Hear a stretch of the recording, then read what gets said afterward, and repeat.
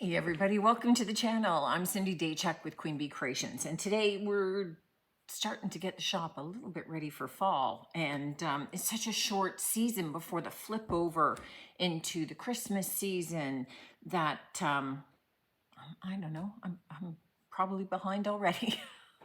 It's the way it goes. So what I do have is I thrifted some little round glass vases. So I have one that's slightly larger and two the same size, so that I thought that together the three of them could make a cute little vignette. So before I start painting them out, I decided that I wanted to add just a few little embellishments on them. So I've gone into my stash and looked for sort of fall related molds. So here I've got some acorns and oak leaves and things. This one, I'm not going to use the big pumpkins. This is the pumpkins from previous year. I'm just using some of the leaves. So use whatever leaves you've got, right? And the drill is the same as usual. We're going to take our air-dried clay.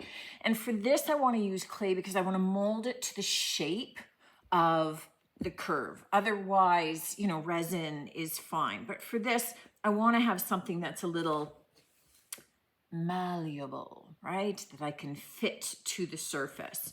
And these first ones, because my clay is not very sticky, I'm going to be okay without putting any kind of powder into my mold to help them release. This beginning clay, because it was kind of out loose in my bag, is a little stiff. So it'll pop out just fine, I'm sure. This particular mold has some acorns and stems, so maybe the stiff one will be better. Anyway, for the stems, we'll see how it goes, if they kind of join up together, okay? And really all that I'm going to be doing is putting in some mold. You know, if you've got nice fresh clay and it's kind of sticky, you can take a little bit of cornstarch and dust it into the mold, and that just helps them be able to release and not stick into the mold at all. So if you haven't used the molds a lot and didn't know that little trick, it'll save you a lot of heartache. We'll see if these ones come out okay without it before I head over. So to release, I always, and this is stiff enough, so let me put that away. I always flip it over, like, where is my mold? And then I peel back from it.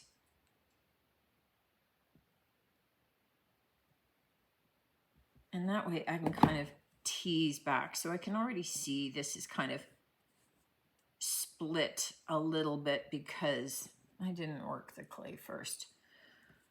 But that's what glue is for. So I'm okay. I'm okay.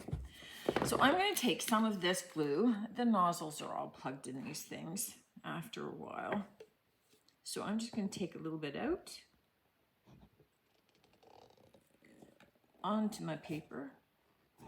See how it just starts getting thick, but I love it being thick, so it's less likely to run and have my glue slide down everywhere. And then I just have a little tool that helps me be able to spread my glue out. And I like to ensure, and inevitably I end up getting my fingers in there to spread it, because nothing works as good. Nothing works as good as your hands. Because I like getting it out to all of the edges. And that the better that you get the coverage of the glue, the less likely it is to pull away from the surface that you're gluing it or adhering it to, or having the edges rise up. There's always a bit of shrinkage as your clay dries. The better the clay, the less the shrinkage, the less expensive the clay, typically the greater the shrinkage. Just the way it goes. And so I'm just going to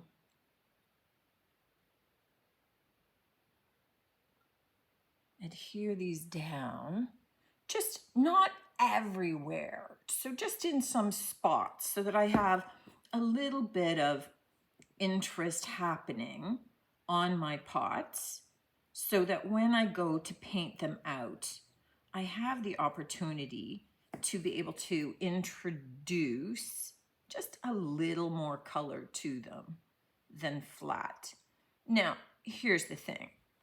If you don't want to do this kind of detail, right? You don't want to do the clay, you don't have molds, then you can buy from the dollar store. So again, not expensive, just some of their big long picks that have all kinds of fall greenery on it and some fake, little acorns and things, and just cut the acorns in half and glue them on, and then glue some of the leaves. So, take the idea and replicate it in a way that makes sense for you in terms of what you have available and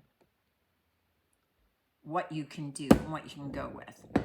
So because my glue is pretty thick, these are not really sliding, but I will keep checking them. And this is like a Sunday that I'm in here. Shh, I'm not supposed to be here on a Sunday.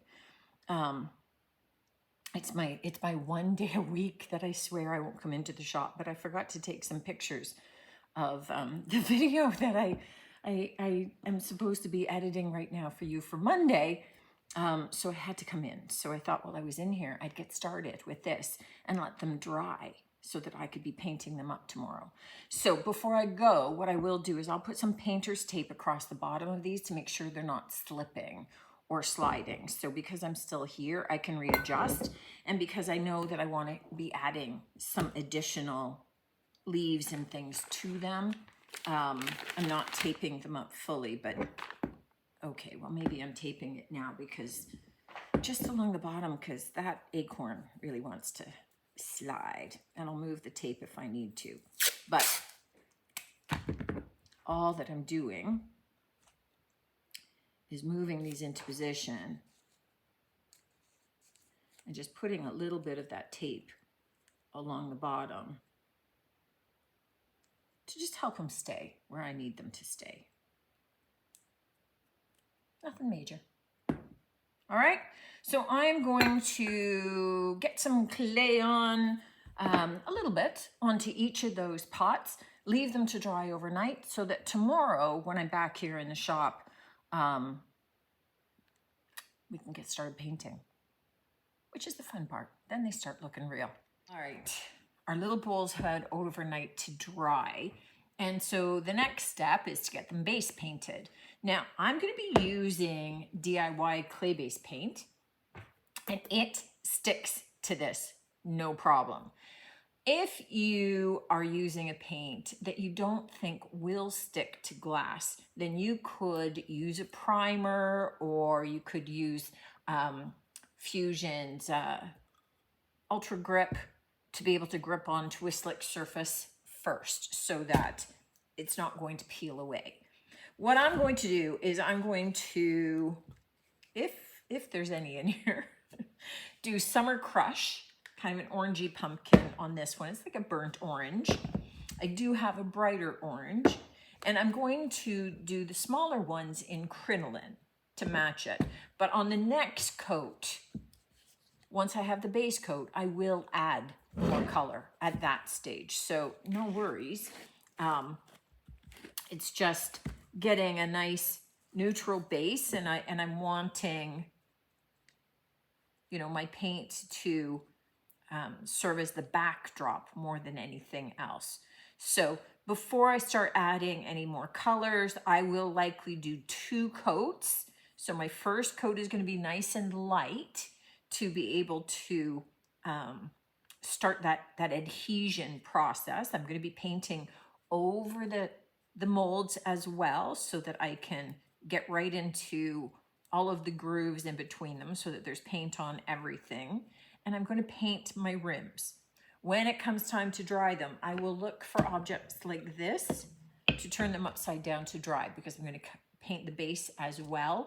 So just so you know, that's My method, I just take whatever's around to be able to prop them up to be able to dry them. So I'm gonna get 2 coats, one light base coat and then a nice even coat on these, get them dry before I see you again. These have had a chance to dry. See, they look cute as they are. You could stop there if you wanted. Now, the one thing that I did do off camera was I took the orange one and I painted out the leaves in the cream. So I did this deliberately because I want to actually add color to it. And the color is going to sit easier into the leaves. Now, the reason that I didn't paint the orange around them and then paint the cream is just because there was no way that I was going to be able to get down into all the ridges nice and close to the edges. So painting it all of the orange meant when I go to add the other colors, like adding the cream and then the other colors on top, it's all going to kind of merge. You're not going to have like a gap at the edge. So if you have a steadier hand for fine painting than I do it your way. But this way works best for me. So what I do have is a set of watercolor paints. Now I have lightly misted these so that they're just, although I missed one, I can see. Okay, now I've lightly misted them. And those are going to be used to color my leaves and things. I do have my other colors off to the side in case I decide to add them. And I just have a tray. This is like a dinner tray that I just thrifted these and they were great. So these were old colors that I used. I just misted them too. I have my water, I have some paint brushes, and I'm gonna pull you in overhead so you can see what I'm doing in terms of adding some of the color to these. All right, let's grab this guy. Now, what you should probably know is that I deliberately painted these in the DIY paint because it is open paint, meaning it does not have a built-in sealer. If I painted it with acrylics or maybe, you know, like an alchemy paint or a fusion paint that have built-in sealers, then I'm going to continue to use acrylics or those paints over top of it. But I knew that I wanted to have kind of a little bit more rustic look to it. And so I elected to go with this because then I could use my watercolor paints on it. I can create more watery effects, and that's kind of where I'm going. Now I wanted a very pale kind of brown on this. If I leak down, I'm not too worried because I can go afterward. But because I have that light paint on it, that open paint on it, I'm going to be able to build up my colors. So I can go in with, let me get some of my, that's very green, isn't it?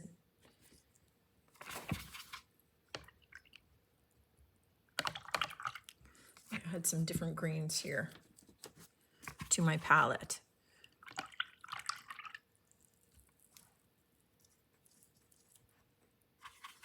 And that's kind of like a little blue-green.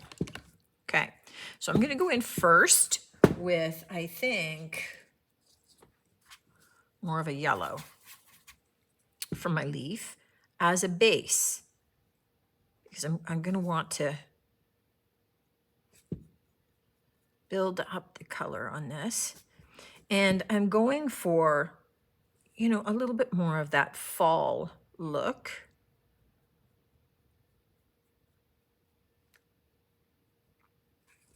So I don't intend for this to be a totally uniform look. And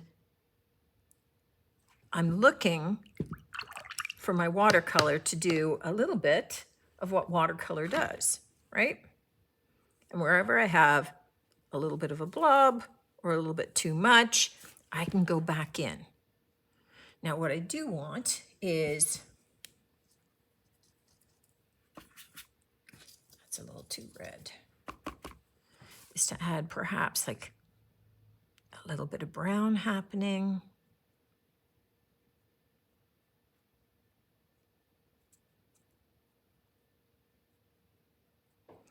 And I might even want to pull a red.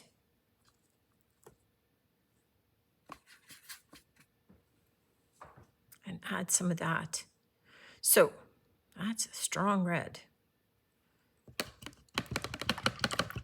So I'm just going to keep building these kinds of colors.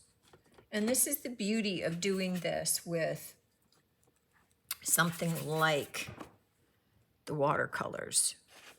Got a puddle of red there.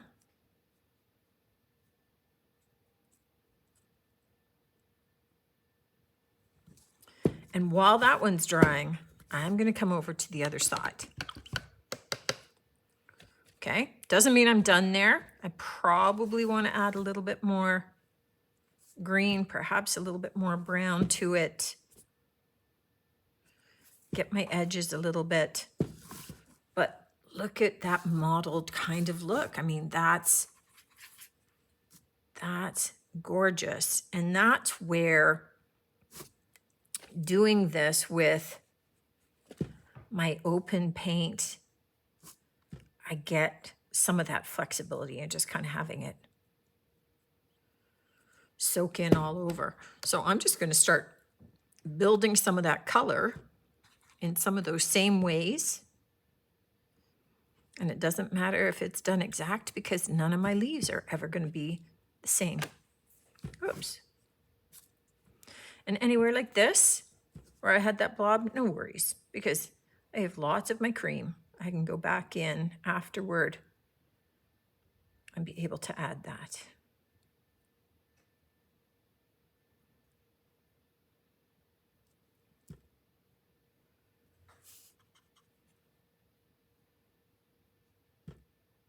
Just while I have green on my brush, just want to add a little bit more green to that leaf.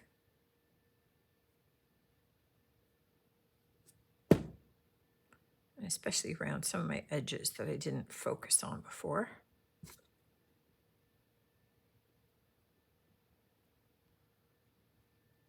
See, look at that. I love that.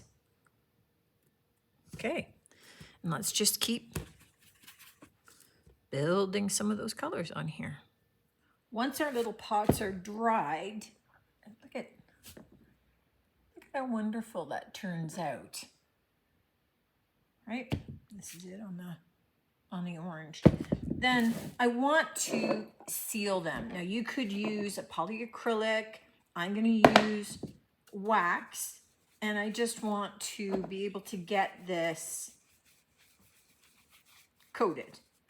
And I'm going to do it over where I did the watercolor and over the rest of the pot. This is going to serve to seal it. And then it's always like, and then there's something else. And then I just want to do a little bit more.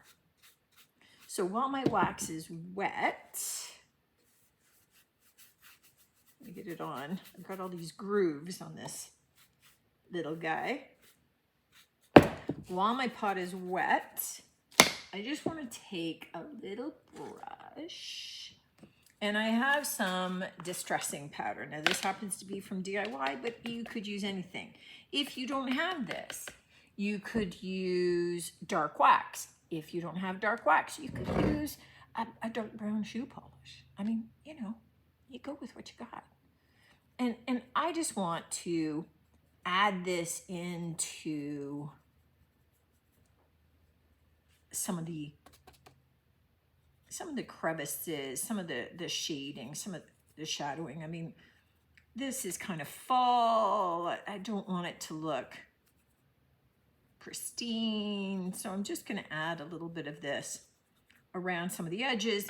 And then these little guys have these grooves. So I can actually just here and there, I don't want to do every groove, and I don't want to do it all the way around. but I'm just going to do it here and there to just kind of emphasize some of those a little bit. And you can see I'm not redipping much as I'm doing this. And then, because it can get a little bit harsh in some areas, I'm just going to lightly dust that out a bit. So it's just a little bit more here and there. And you can play with it. You know, add more where you think, oh, it just needs a bit more. But you could skip this step. You could skip this step entirely, right?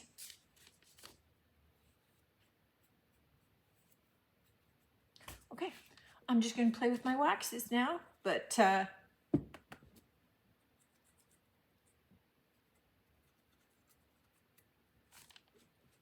in essence, we're done. I love those. And here's our finished little pots. Such a cute little trio, done with just thrifted little glass, kind of globe-shaped dishes. Probably you can get some in the dollar store. These weren't expensive particularly, but you know, go for what you can get, obviously. You don't want to spend tons on something like this, but you can see I didn't try to make them look identical in terms of some of the molding on it. I wanted them to be sort of unified but different. You could put candles into these if you wanted. You could use them as little flower pots, right? So you've got some baby mums or, you know, sunflowers in there. You could have just fill them with some fall foliage. You could put, maybe use this as a planter and have some little, you know, Halloween fall shaped candies, you know, those little sugar pumpkins. Oh, they're very sweet. I had a sugar hit right there and I didn't even eat any. But just kind of a cute little piece to have as a vignette. I mean, it can be part of a Thanksgiving display down your table. Maybe these have candles and then you've got different gourds and fall foliage around them. But just a super cute, super easy little way to be able to decorate them. And I really particularly love having that sort of matte look to them in finishing it with the wax. I could have used a matte polyacrylic top coat as well, but not using an acrylic paint, using instead an open based paint so that I could use watercolors just allowed me to get a lot more definition and very easy on some of the fall foliage to be able to get all those multiple colors that all of the leaves and things tend to have. Let me know what you think of this one, guys. Love to hear from you as always, and looking forward to seeing you on the next one. Until then, take care.